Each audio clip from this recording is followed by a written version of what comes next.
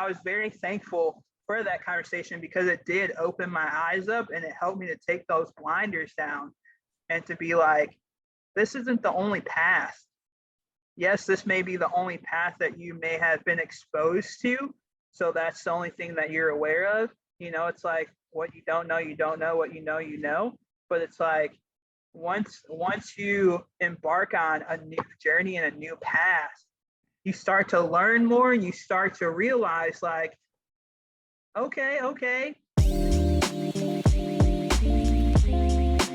This is the Public Health Millennial Career Stories podcast, where you'll hear about diverse career stories, career strategies, get tips, and learn from others to help you in your public health career journey. If you want to learn about public health careers, or just hear public health stories, stay tuned because you won't want to miss this. Here's a quick message from today's show sponsor. Are you lost or confused in the application process? Are you a recent graduate and not sure how to navigate the job market? Take control of your career growth by accessing Public Health Hired's tools and methods that have helped hundreds of public health professionals advance quickly into higher paying jobs. To get started, check out the free job alerts on Instagram or download free key terms at www.publichealthhired.com. Use the exclusive code HIRED100 in all caps to get $100 off the Hired Masterclass. Again, that code is HIRED100. Keep calm and job hunt on. You got this. Now back to the episode. Welcome to the Public Health Millennial Career Stories podcast, episode number 113.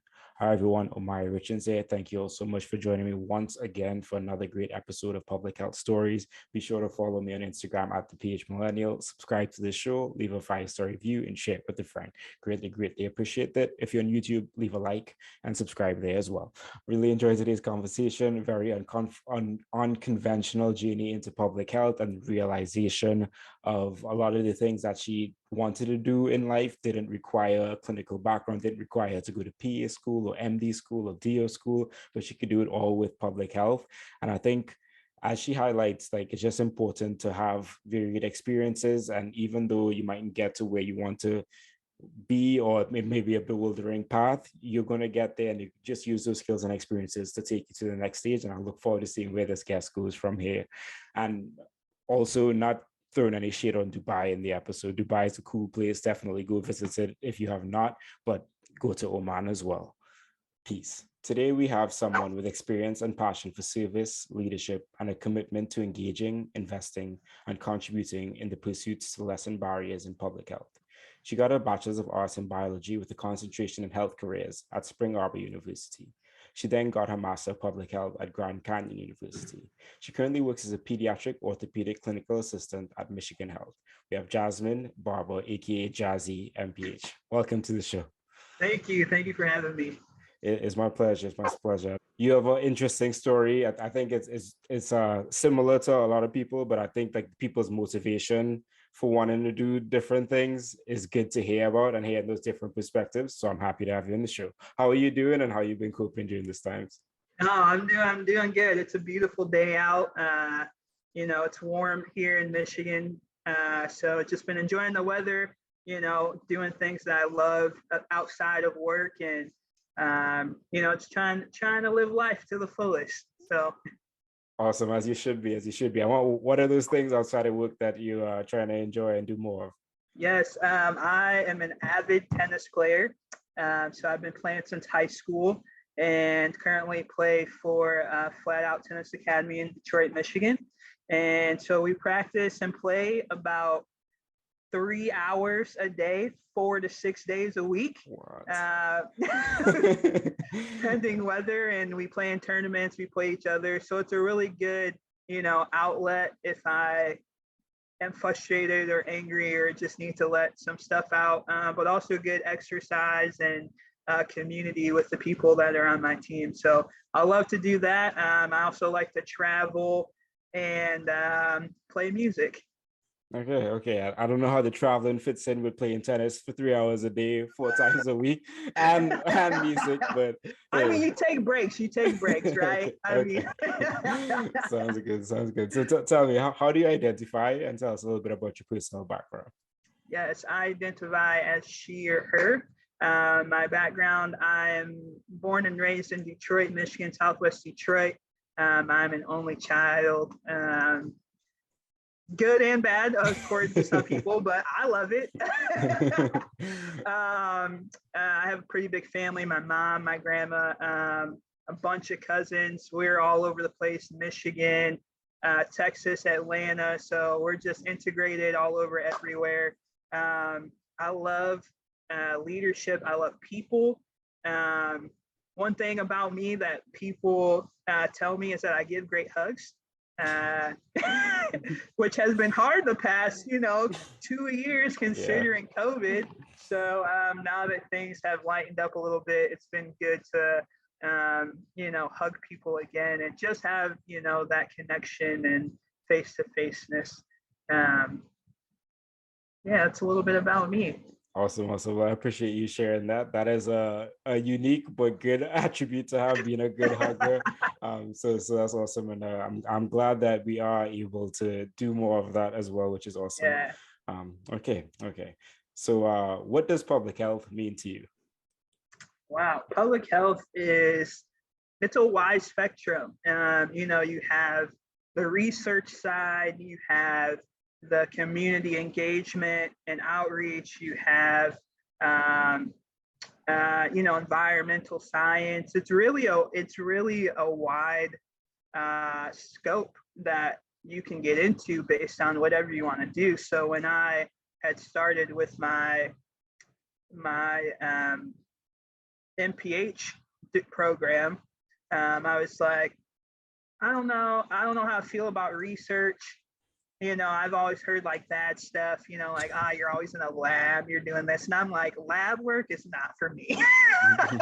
Microscopes is not my deal. But, there's more to research than just microscopes and being in the lab. So when I was going through my program, I was able to experience that and, like talk to people, ask them questions based on whatever projects that I was doing. And I was like, ooh, I like this. I like talking to people in general. So like being able to talk to people and try to improve health and wellness. I was like, yes, this this is me. So for me, public health is engaging in communities and individuals and people, and as it pertains to their health and well-being, and trying to either make it better, or if it's in a good spot, try to sustain it, or if the resources are not there, who are the people that I can connect with to bring the resources to those people so that their overall health and public health in their community and themselves and their family and so on can be impacted and influenced in a positive way. Yeah. I love that, and I love, like, people don't always, but go into like the backstory of like why, how they came into public health, but then I love how that came about, and yeah, that was a really encompassing answer, and I appreciate it, and I definitely think a lot of people would resonate with a lot of the different parts in there. So yeah, I appreciate that. And before I do forget, what is because you said you like to travel, what's your favorite place you've been to, and what's the favorite place, what's the place that you'd like to go to the most? Ooh, that's a very tough question. I've been to a lot of places. One of my top trips was a 14-day cruise that I went on with my mom. Her birthday is Christmas, so we always take a trip together for her birthday, and one of those was doing a 14-day cruise. So we went all over the Caribbean, Trinidad, Barbados, Grenada, Aruba, just pretty much hit up every island. And I was like, man, when would I ever be able to do that at one time? So that is probably one of my favorites. I would say another one is when I did a semester abroad in Germany and France. I didn't really know. I knew about France, Paris, that's pretty much what I knew about France. And I wasn't sure how I would like Germany because I really didn't know much about it. But my semester abroad there in both places was just spectacular. Learned a lot. People are great. The food was great. And I'm like, and surprisingly, I like Germany better than France. So I was like, let's go back. One of the two places that I'm trying to get to within the next couple years is Dubai and Greece. Okay. So those are two places that I would like to go to.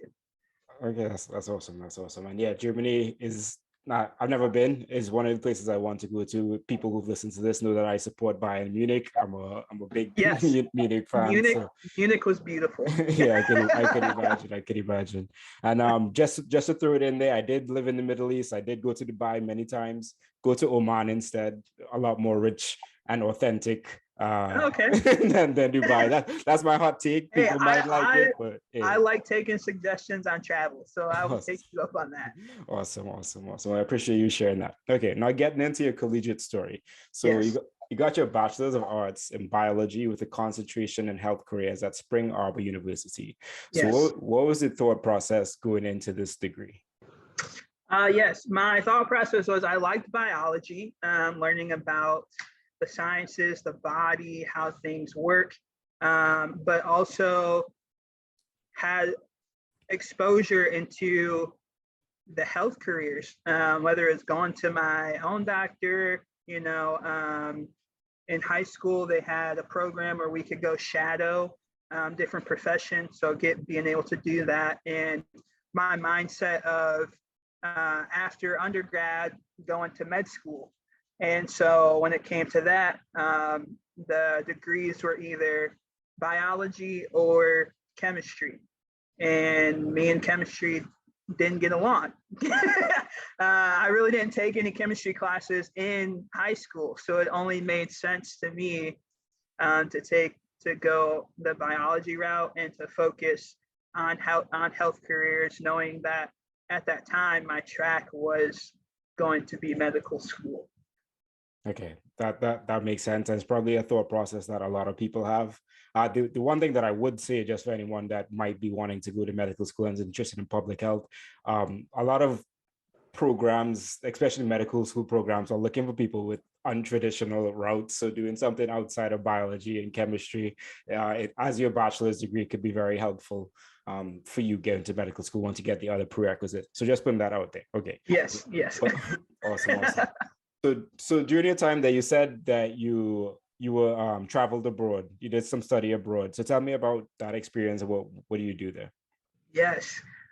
So my initial study abroad opportunity was supposed to be in South Africa, but there were some changes that happened with that trip.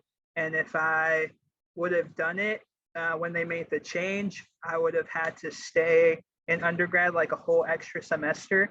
And I was like, let me weigh this out. Another semester, South Africa. And at the time I was like, I just want to be done, I didn't want to stay another semester. So then I had the opportunity to go to Germany and France. And that was one of the programs that was offering 2 trips in one. So in my mind, I'm thinking, let's just do 2. Let's see what this is about.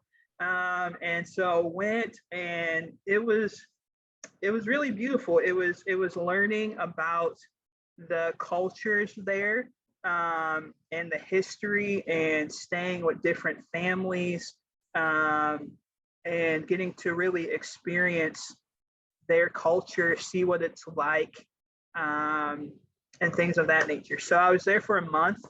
That's how long the summer semester was that I did during summer. So it's for a month, and really just integrating ourselves and getting ourselves out of the American culture that we live in, and seeing what else is out there. There's a lot out there. Yeah. You may see it on TV or in books or friends and family may have been there themselves and tell you about it, which is great to hear from them. but it's a whole nother thing when you get to experience and see it yourself. So I was very thankful for my school. That's actually a graduation requirement, is to do a semester abroad, a cross-cultural study, so that you can see more than what you live in every day. Yeah, that's awesome. That's awesome. That's a requirement. That kind of exposure and experience is Yeah. like it's unmatched in a lot of ways, and a lot of people don't get to do that. So that's dope that they have that avenue for you to get that extra experience and exposure and like cultural competency. And I feel like a lot of just public health skills.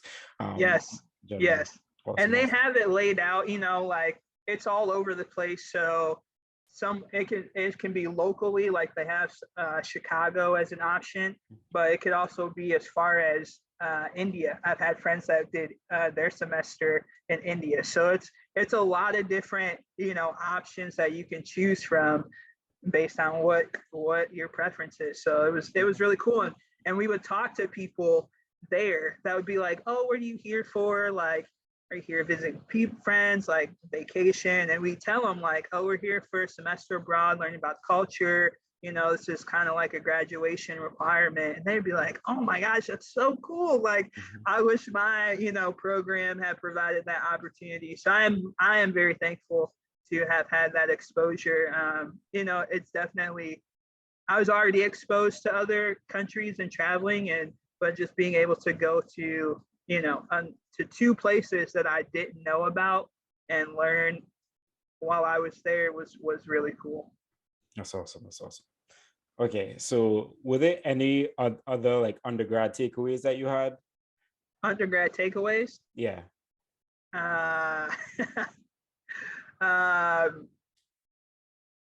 Don't give up. My junior year was probably my hardest year in undergrad. And I was about ready to change my major,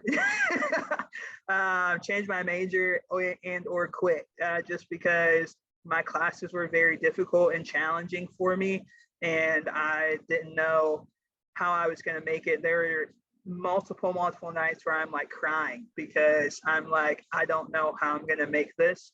And I know that for a lot of people, it's very hard for us to ask for help when we need help.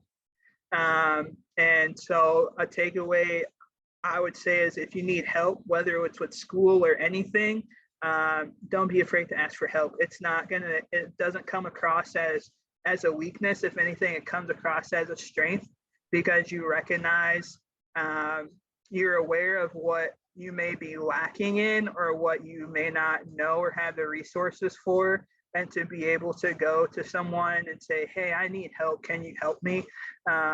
Is a strength.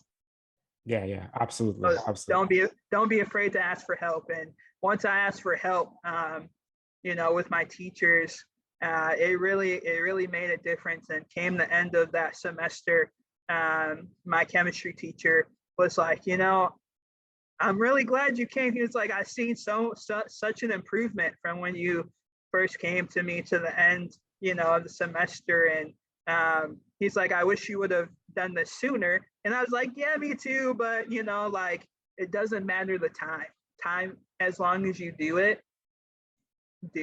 Ask for help. It's a strength, not a weakness. Yeah, absolutely agree with that. And like just getting that framing is very important in life. Yeah. Okay, so you graduate from your bachelor's program. I know you had, as you said, you had ideas of becoming a physician.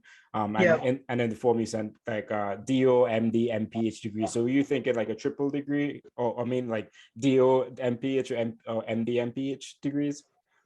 Yeah, I was thinking DO, MPH at the time. Okay, like a dual degree. And when did you know about public health? When did public health come up as an idea for you? Public health came up my senior year of college. I was I was still in the transition phase of applying for med school and trying to get my test scores up and elevated. And so, but I didn't want to just completely not do anything once I graduated. Like I still wanted to learn and educate myself, even if I wasn't in med school at the time. And so I was, and public health and preventative health were always things that I had a desire and heart for. So I was like, well, I don't have to get on both at the same time, because that is hard, and a lot of programs don't have the dualship at the same time. So I was like, let me go ahead and work on my my MPH, and then once I'm done with that, then I can go back and get, go into med school and the doctor route. That way there was no gaps or breaks, and I'm still learning and educating myself in that realm. Okay. And that makes sense. And I feel like that's a route that a lot of people are doing these days. And that was my plan as well, as I got into my master's in public health, to continue on to do med school. But then in 2 weeks of classes and stuff, I was like, nah, that makes no sense, and for many different reasons. But regardless, but how did you know about the Master of Public Health degree though? Because that's not something that people typically know about. When did you learn about that degree? I was doing some research, as I was going in, looking at med school and looking at different specialties that I may have want to go into afterwards. So like emergency medicine was something.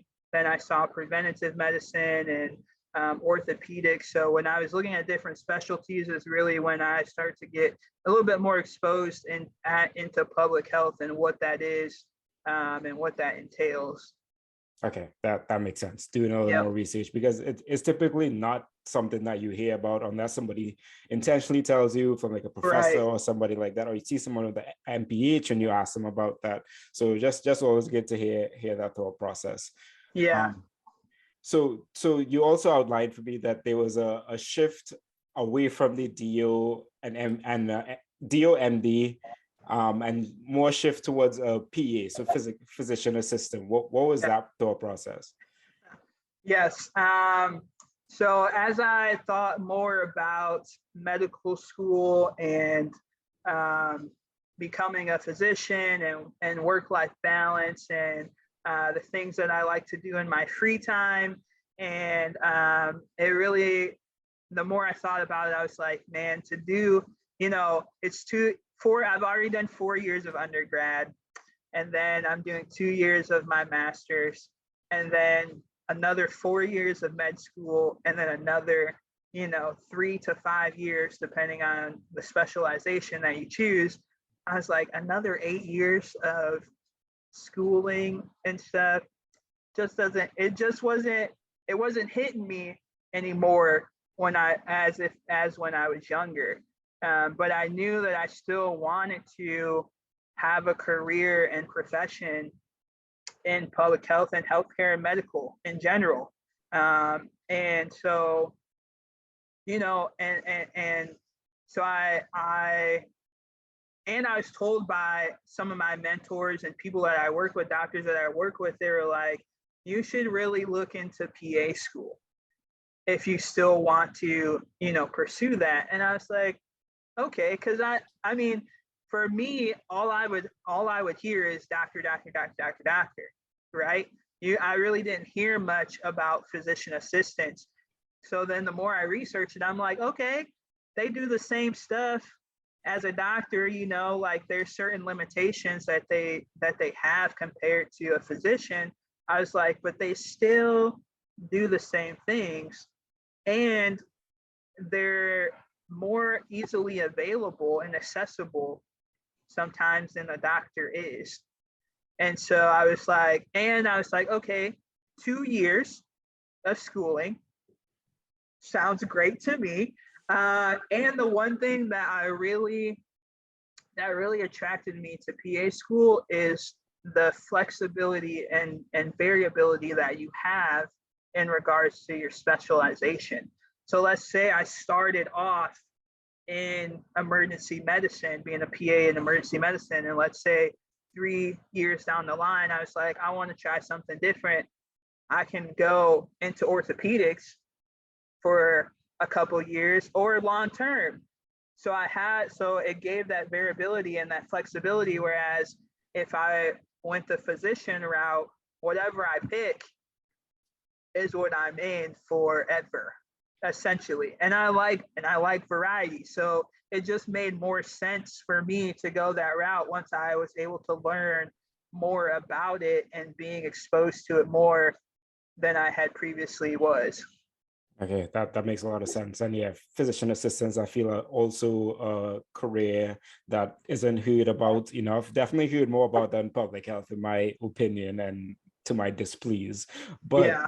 But yeah, and I have a couple of colleagues that have completed their MPH with me or the year above me and have gotten their PA as well, so their PA MPHs, which I also Yeah. think is cool if you want to get that That's clinical. cool. Yeah, Yeah, because yeah, at least I don't see that often. You know what I'm saying? Like Mhm. I don't see a PA and PH combination, but I'm like, that's so cool. Like, why not make it happen? Yeah. Yeah, for sure. And in like today's world, PAs do get a lot more interaction with patients, if that's like something you like, than a doctor. Yes. Yes. Which is sad, but anyway, that's neither here nor there. Okay, and just for context for people, you got your Master of Public Health at Grand Canyon University. Yes. Okay, so you were going through your MPH, you switched from DO or MD to PA after your MPH. And then you had a conversation, or your friend had a conversation with you around when was that conversation in your MPH schooling? Tell us more about that situation right there. Yes. So my friend Bree, her and I, we were hanging out one day, and she randomly was like, yo, what are you doing? Like, what are your degrees in? What are you planning on doing? And I was like, yeah, like I have my bachelor's. I was like, I have my MPH degree. And she's like, what do you want to do with that? And I was like, I like community. Like I like community. I like engaging in communities. I like going into certain places and learning about what they have, what they don't have. What could I do to help with their well-being, especially underserved and underpopulated areas, because they're people just like you and I are. But because of where they live or their socioeconomic status should not be a factor into why people don't go to them for their health and well-being. And so we're like having these conversations, and she's like, and you're thinking about going to PA school for why? if that's your thing. And she's like, and I can see it all over your face. She's like, you talk about it and you just light up. And she's like, if that's your thing, why are you going to PA school? And I was like, because that's what my mindset has always been, to like go to PA school and have this, public health route. And she was like, you are going in so many circles just to do something that you can already do without even going to PA school. And I was like, huh. So we started, we just started talking more, and she was like, I know, she's like, there are people in my circle, people that I've worked with that have just solely their MPH and are doing exactly what you are doing. And she's like, why are you taking extra steps to get to somewhere that you already are? And I was like, you're a good friend. No, but I was like, I was very thankful for that conversation, because looking back on it, I was very like blindfolded, because my mindset was like, growing up, it was like, I'm going to become a doctor. And then I was like, nah, becoming a doctor is not my thing, but I still want to be a clinician in some sort. So now it's like, all right, I'm going to do PA school. And then it was like, that was just like, I'm here blinded, right? because I already achieved one thing and I'm trying to achieve the other. And it was like, if I don't achieve it, how does that make me feel if I like failed? But it's like I'm not failing because I'm still pursuing what I want to do, just in a different framework and a different mindset, from a clinical aspect to more of a community and outreach and engagement aspect. So I was very thankful for that conversation because it did open my eyes up and it helped me to take those blinders down and to be like, this isn't the only path. Yes, this may be the only path that you may have been exposed to. So that's the only thing that you're aware of. You know, it's like what you don't know, you don't know. What you know, you know. But it's like once you embark on a new journey and a new path, you start to learn more and you start to realize like, okay, maybe that's not the right, not saying that my choices or my options were bad. Like, I'm very thankful for the experiences that I went through to get to that point. But I was just very grateful that my blinders had came down and to realize like, I can still do the things that I have a passion and desire for without more schooling. Like, so that's kind of like how that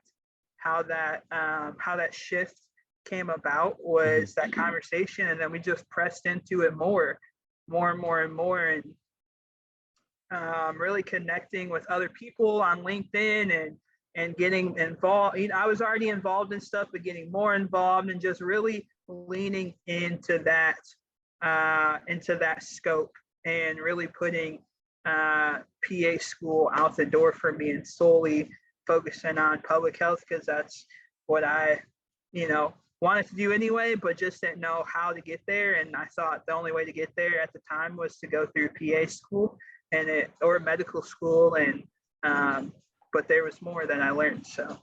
Okay, awesome. That's dope to hear. And I think that's really good to have people in your space to ask important questions and hard questions and to make us question ourselves, because too many times we do have people that are just yes people and just listening to you and seeing that your happiness is somewhere else or your passion is somewhere else and really making you see that, oh, this mightn't be the path for me. Okay, so I had a quick question and then a longer follow-up question. So the first question, like, when did this conversation happen exactly? Like throughout your MPH experience? Was it after your MPH? Oh yeah. It was probably like between a year and a half ago. So okay. Like very, very recent. Okay. Over a year ago. Okay, awesome. And what were the experiences that led you to know that you wanted to do community engagement and that type of work was something that you enjoyed? Yes. So I participate in a lot of volunteer and community service opportunities here, whether it's with my church, with my job, or I just hear about it within the community. And so that is my exposure to it. And it's really it's a humbling experience for me because it brings you down a little bit to a lower level, especially when you're working with people that are maybe have less than you do, and they still have some type of spark or joy or, a smile on their face despite what they have or don't have. So it humbles me to be able to participate and be involved in community and service projects like that. And then, like I said, I love people, and I love talking and hearing their stories and learning about them or what they need. And, like, who are the people that I know that may be able to, that I could go to and be like, hey, so there's this person that has this need that I believe that you could help connect me to X, Y, and Z. Can we link up and make that happen? And it's like, yeah, no problem. So we make things happen. And so just being in those spaces brings me joy, and knowing that an impact is being made, an influence is being made, and a life is being affected in some way, shape, or form. And just a quick story that kind of brings this all together is I did a mission trip in New York City, and I met this gentleman. His name was James. He was homeless, and myself and another friend of mine were trying to provide him. It was cold, so we were just trying to help him out, give him some, socks or a scarf or something. And at first, he was very resistant. He was like, "Nah, I don't need this. I don't need this. Blah blah blah."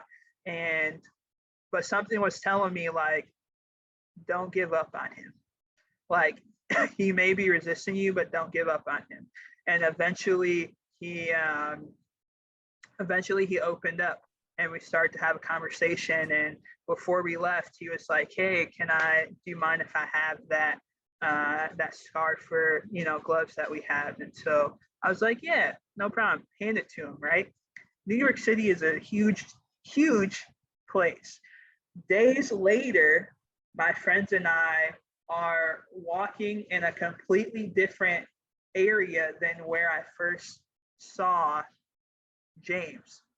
And there's a group of them that are talking to this man, and he's kind of coming at them not in a good way, right? But I like recognized him from a distance, but I wasn't sure. And I was like, this can't be him. Like, we're in a totally different part of New York City, not even close to where I first saw him. And I was like, this can't be him at all. And I walk up and I was like, "James?" And he was like, and his whole demeanor changed in that instance. And they were like, how do you know this man?" And I was like, "I met him like the first day or the second day that we were here." And so I was like, "Guys, it's fine. Like, you guys can go ahead. Let me just talk to him." And so we start talking, and he was like, "Hey, do you have X, Y, and Z?" And I was like, "No, man, I don't have anything today. Like, this was just like one of our free days that we just happened to, be out here." And before we left, he was like, and I'll never forget it, he was like, "Thank you for stopping and having a conversation with me." He said, "You are the only person that has had an actual conversation with me, and that has changed the trajectory of my day and my entire night." So it's something super tiny and minuscule that it seemed like to me, because I wasn't even expecting to see him in a whole nother part of New York City. You know what I'm saying? But the fact that I only saw him once, and that one exposure that I had with him led to this encounter that changed the trajectory of his entire day and night, is huge. So to have just that little influence, that little impact to a man that I didn't even know, you know what I'm saying? Like, I didn't even know him. So if I can do that with one individual, I can do that with anybody. And it's having the heart and the willingness to be able to do it. And again, to humble yourself and see them as people just as you and I, no matter what their background, what they come from, what they look like, they still matter just as much as you and I do. Yeah, absolutely. That is an awesome story, and I'm glad that you were able to make that connection, and he was able to respond. And I guess that just goes to show, like, you never know what little things you do in life impact other people. So it's important to just keep on doing good. When did you like develop this skill around wanting to volunteer and wanting to do community service? Was this during your MPH, or did you always do this like during your bachelor's and then your master's program? And tell me more about that. Yeah, so I really got into it when I was in undergrad, and there were many community service projects that my school would do in our community, and there was a group that I was a part of that would also, go to do like food pantry stuff, or go to do different service projects in underserved communities. So I did some stuff here and there in high school, but it really progressed once I got into undergrad, and then continued there. And even with my church, we do a bunch of different community service projects. And then for my job, the organization as a whole has different service and volunteer opportunities that they will send out notifications about if we want to participate in it. Okay, awesome. Well, I appreciate you sharing that. And like back to going back, I think it's Bria, your friend. Bree, shout out to her for like pointing out that this was something that she knew you were doing, and it brought you joy, and it's something that you actually pursued a degree around, like a Master's of Public Health. Is very aligned with community engagement and reaching the community and doing that work. So shout out to her and other friends like that who like show you sometimes the obvious things that you can't see, as you said, because you had blinders on, because that is just so important. For sure. Bree's great. Well, she's a great friend. Awesome. And then taking you back to in your Master's of Public Health, you were emergency department medical scribes / certified scribe trader at Scribe America. Tell me more about that experience. Yes. So it was a new experience that had come up during my senior year in undergrad. Scribe America was kind of a new company that was starting, and they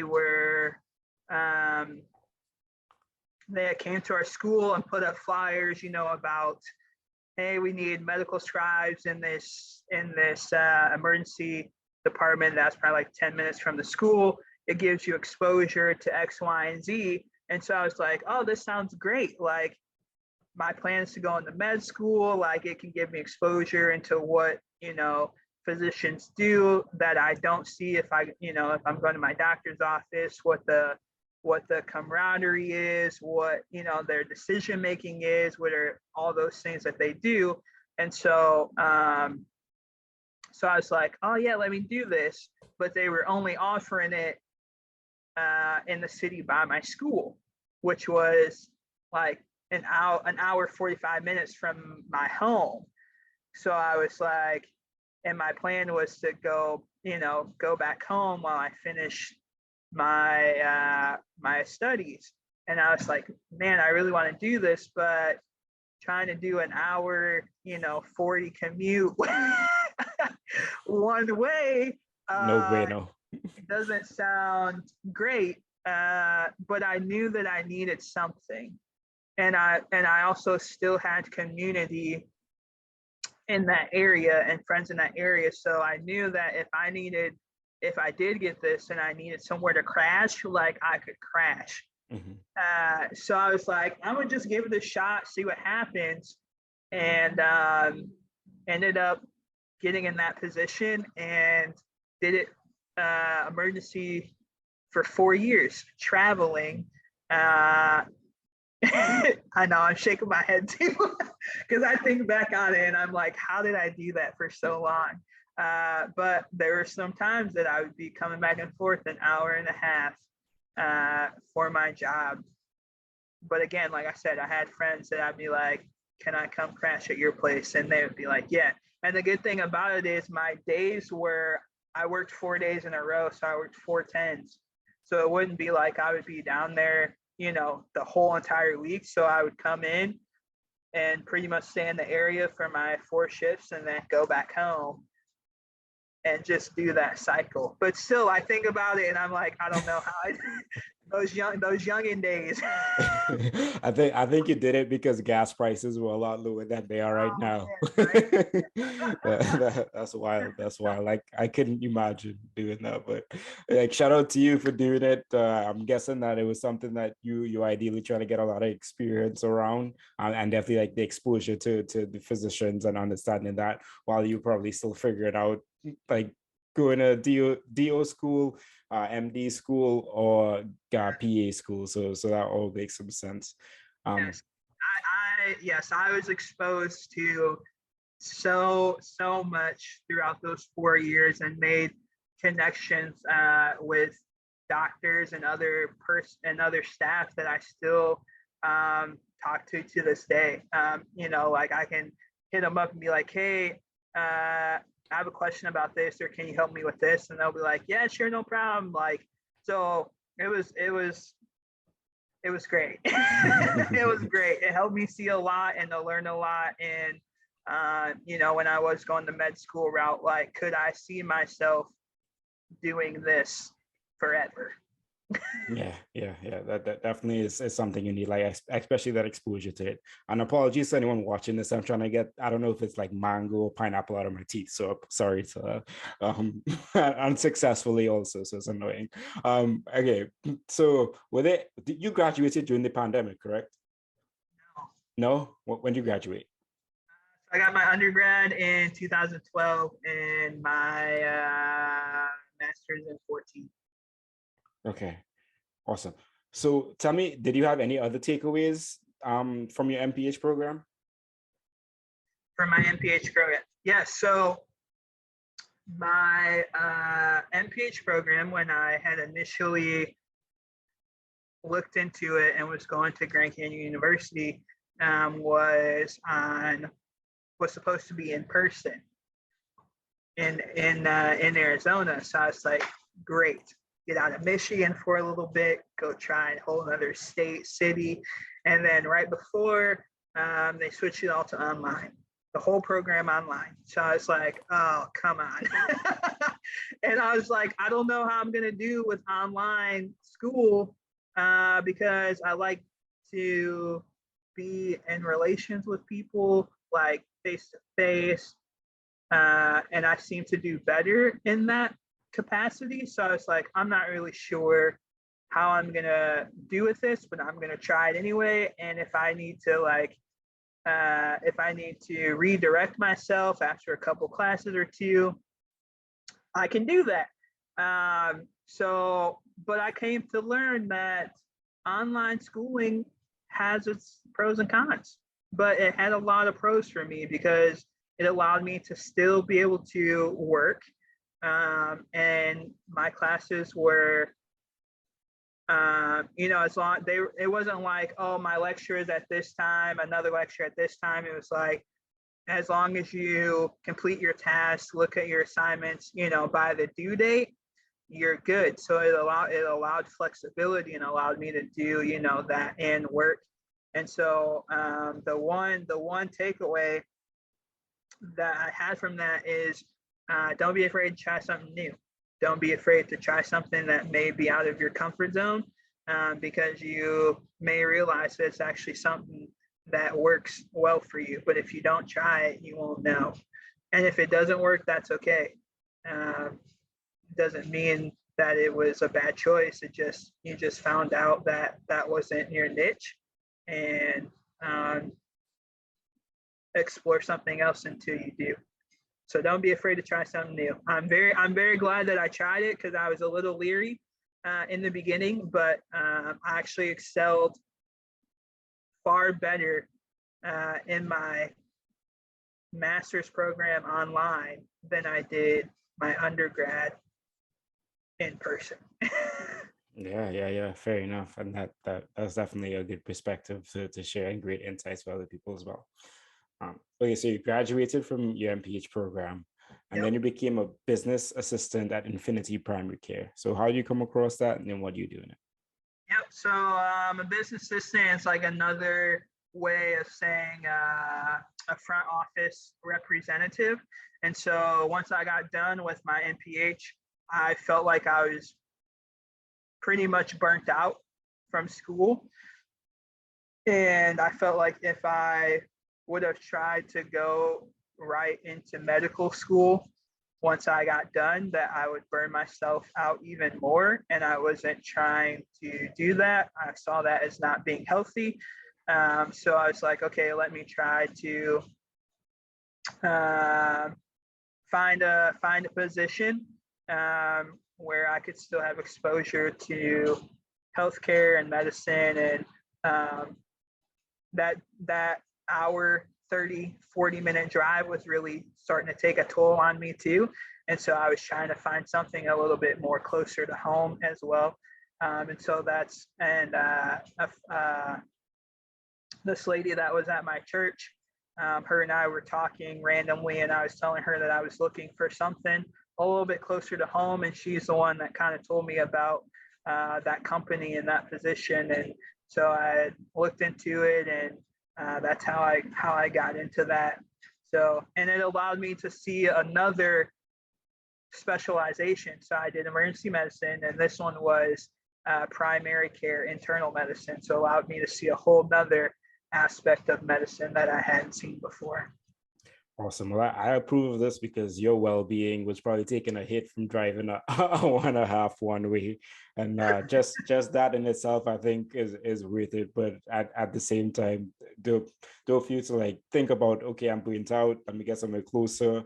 And what is another way that I can do something that's not going to burn me out, but also give me the exposure and the experience to still pursue medical school, as I think you just said. Yeah, at the time. Okay, awesome. And then after that, you moved on to a front office representative at the Core Institute. So how do you come across that, and what do you do in that one? Well, yeah. Yeah, this was a difficult time for me because that company ended up letting me go for whatever reasons they want to claim. It was an at-will situation, or an at-will company, so they can do whatever they want. So they ended up letting me go. Spur of the moment, so I really didn't have like any precursor, no warning. It was just like, hey, this is what's happening, get your stuff, and kind of you're done here. And so it came as a shock for me because I never saw it coming. Mm-hmm. And I kind of hit a low point because I was like, shoot, what do I do? like I'm not sure, what do I do? Like, I still know I want to pursue this, but at the same time, I need to be able to sustain myself and be able to pay for my bills and all this type of stuff. So I was like, I don't understand. And so I had been applying for jobs left and right, all over, everywhere, and would have interviews, and we get through to the last point, and then they'd be like, oh, we decided to go with an internal candidate. We loved everything that you brought to the table, what you would, how you would help the company, the organization, but we decided to go with an internal candidate. And so I went through that whole cycle for like 2 months. And there were moments where I was like feeling good because I was like, oh yes, we got to a point and I feel like I'm gonna get it. And then it's like, nope. And now it's like, oh great, we're back to square one. So it's like a huge cycle. And I think I saw an ad for the company, for the organization on TV or something, like an infomercial or something like that. And I was like, never heard of it. Why not give it a try? I've tried a bunch of other stuff. Why not? Why not try this place? And it happened to be close to home too. And so I had applied and had got into it. And again, gave me exposure to something else. Okay, that's awesome. And I'm well, not awesome in the sense that I'm sorry that they passed on you. And just for people who aren't aware, because I wasn't aware until I started working, that at will employment is a thing, and like companies or employers can like terminate any employee at any time for any reason except for an illegal one. Or for no reason without incurring legal liability. And it's an interesting clause that's in many contracts that we work in. Oh, you could be doing great and they would still let you go for whatever reason. Yep. So okay. Yeah, okay. And then after that, you became a Pediatric Orthopedic Clinical Assistant. Oh, yes. Yeah. Okay, tell me more about that. Yeah. So I had felt like at the Core Institute, I kind of hit my peak there. and there wasn't much room for growth there anymore. And so I was kind of looking for something that would allow me to grow professionally in my league. And sorry to cut you off, but was this at the same point in time where you're still thinking about going to med school, PA school, or what is that? When is that like on the timeline? Yeah, this is at this point. It's transitioned to PA school. So I was completely like med school was no longer a thing.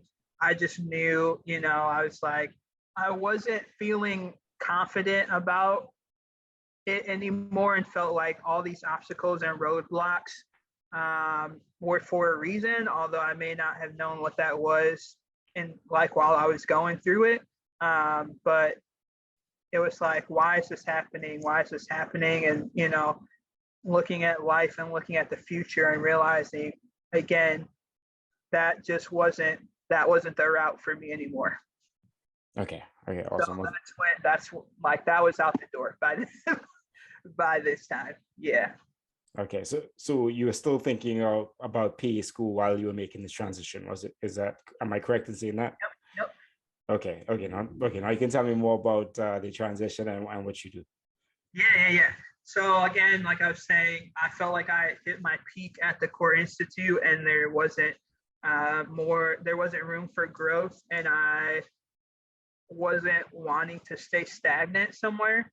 And so I was looking for something different that would allow for growth, and to be in a health system more than an independent, organization. And so, the University of Michigan health system is pretty well known here.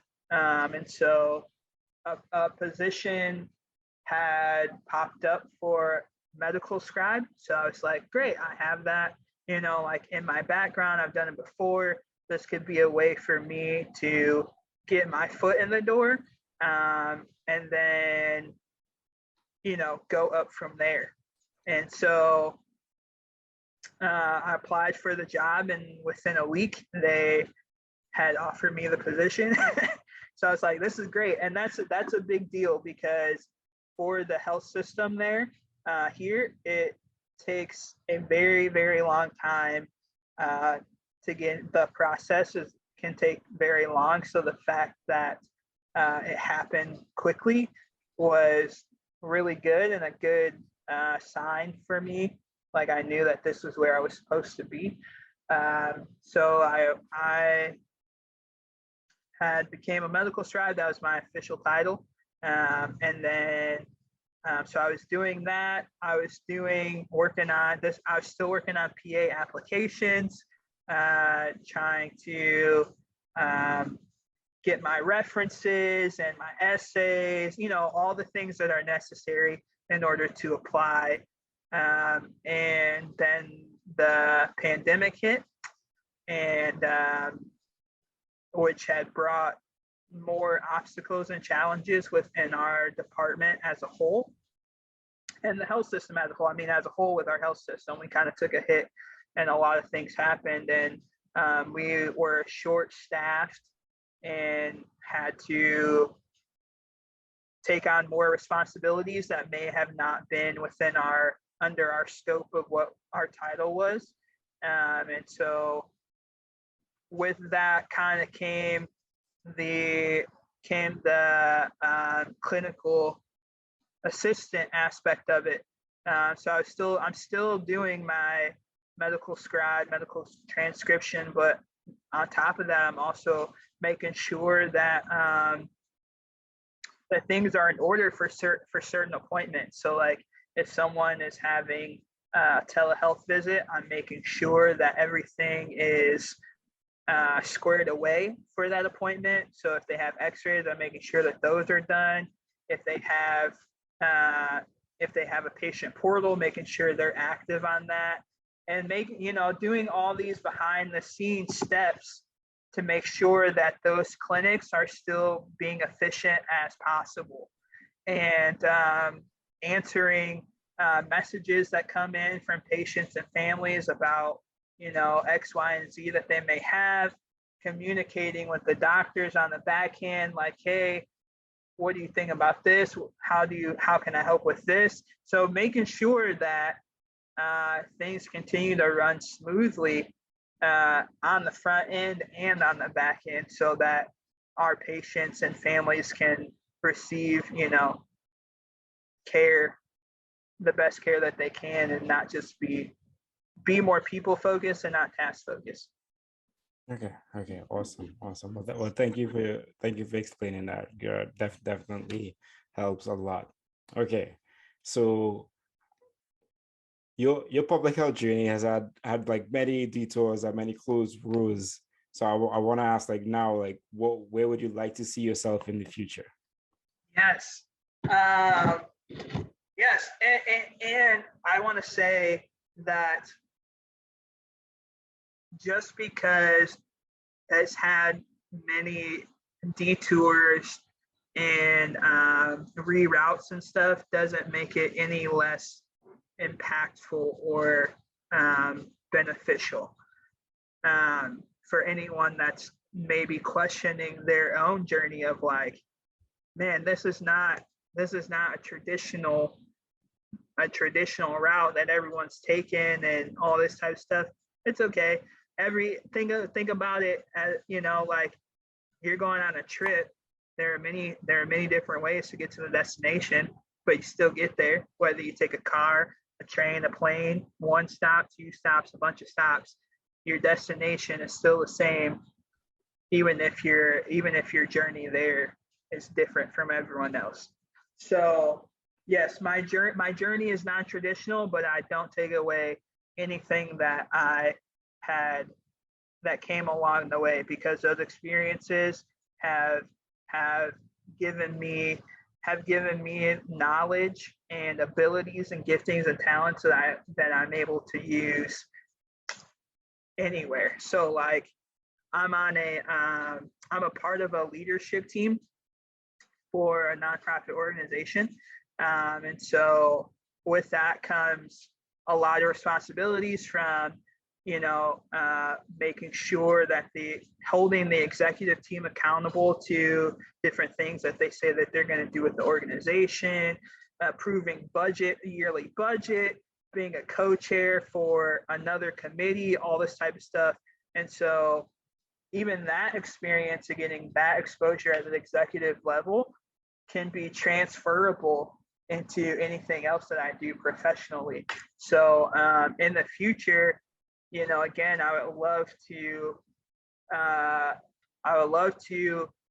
do community engagement, community research, outreach, get to an executive level, a mid-level executive level, a level associate director, something in that aspect, and to be able to use the resources that I have, or be able to connect different people with the resources that they have to, again, better impact and maintain the overall health and well-being of all individuals, no matter what they look like or where they come from or what their economic status is.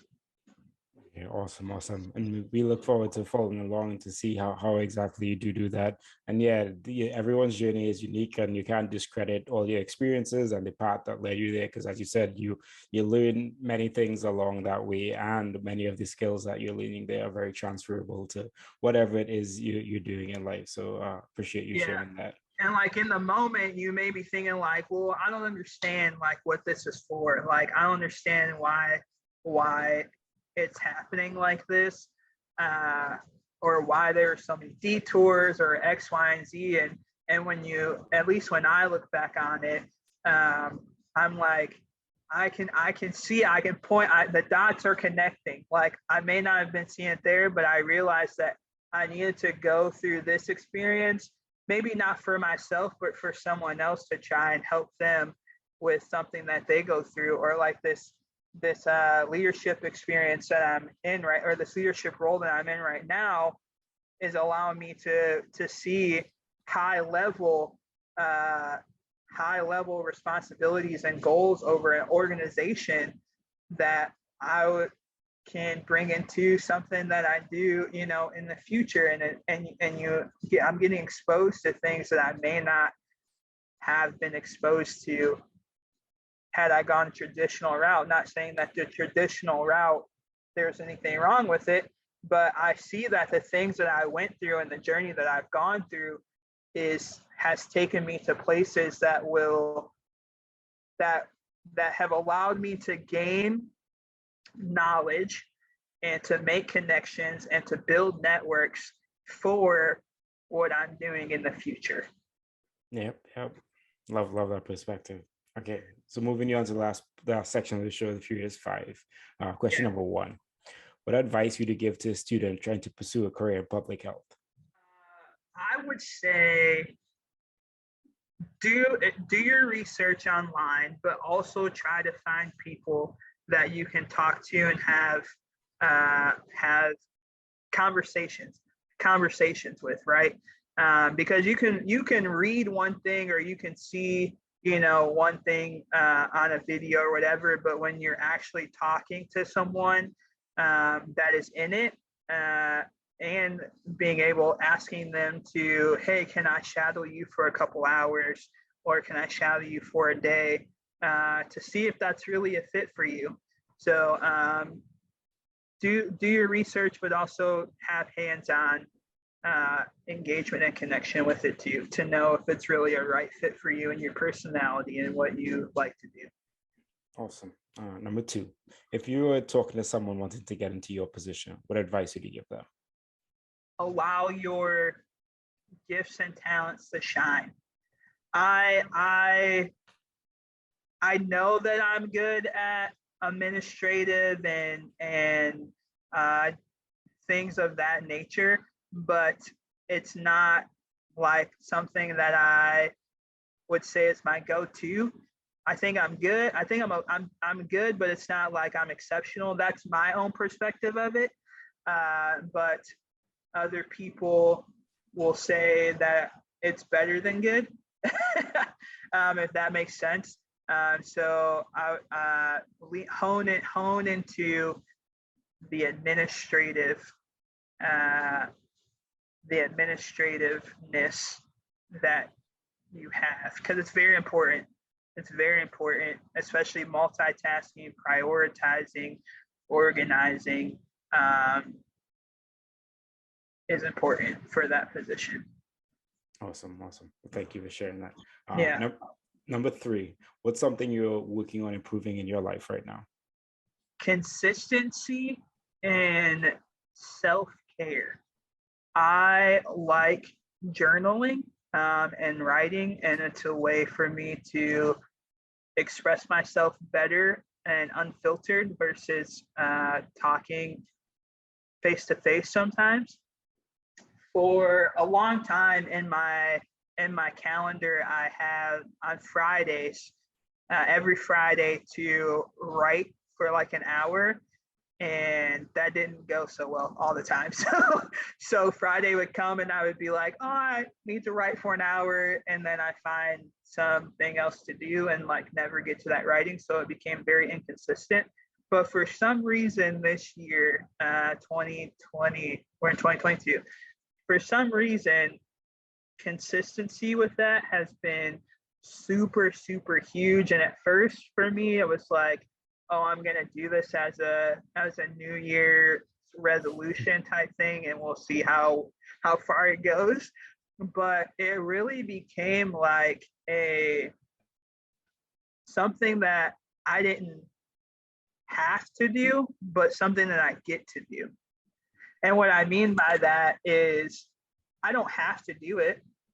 I could choose to do something else, but I get to because I have the opportunity to be able to write and express myself in that form. And so my whole mindset shifted to like, I get to do this. I get to take an hour out of my day at a minimum to take care of myself, to write about, whatever may be happening, good, bad, and different. and just a way to express myself. And so literally every day, whether it's in the morning, in the middle of the day, 2 a.m., before I go to bed, every single day, I'm taking time to write and to pray. Like it's a prayer writing for me, and just to be thankful and grateful for everything that I have, and to be able to go back. There's been many times where I've went back to what I've written and be like, wow, look at where I was, or look at what I went through, or look like what has transpired. And it's been really, really cool journey for me Awesome. to do. So I get to do it. I don't have to do it, but I get to. Yeah, awesome. And I feel like it's a perspective that more of us can take for sure. Number 4, professionally, do you recommend anything? Yes. Always, I shouldn't say always, consistently learn something new every day. It could be professionally or personally, it could be something big or large, but expand your knowledge of the scope or the practice that you're going into, or what you're learning about, whether that's reading a book, listening to podcasts, attending conferences, watching videos, whatever it is. Expand your knowledge, and then don't keep that for yourself, but pass it on to other people too. I say I'm a forever student because I'm always learning something. Yeah, awesome. Last but not least, where can people connect with you? Yes. So you can find me I'm on Instagram, JBarbs, JBarbs 724. I'm on LinkedIn as well, Jasmin Barber, MPH. That's Jasmin is spelled Jasmin. There's no E at the end. And so those are the 2 main platforms and I'm on Facebook too, Jasmin Barber. So those are the 3 platforms that I can be found on. Awesome. Well, I will definitely connect that in the description and show notes, super relevant. And thank you so much for coming on and sharing your story. I definitely appreciate it. And I know someone's going to get some insights from it. So appreciate it. Thank you. Yes, thank you for having me. It's been really good experience and opportunity to talk with you and to share my journey. I'm glad to hear that.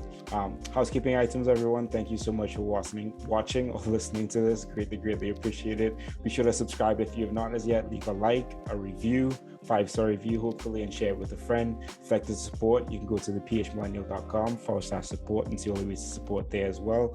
And if you want to join the Discord, which is free, please feel free to join it at the phmillennial.com/join and introduce yourself. Let's start some more conversations in there. Peace.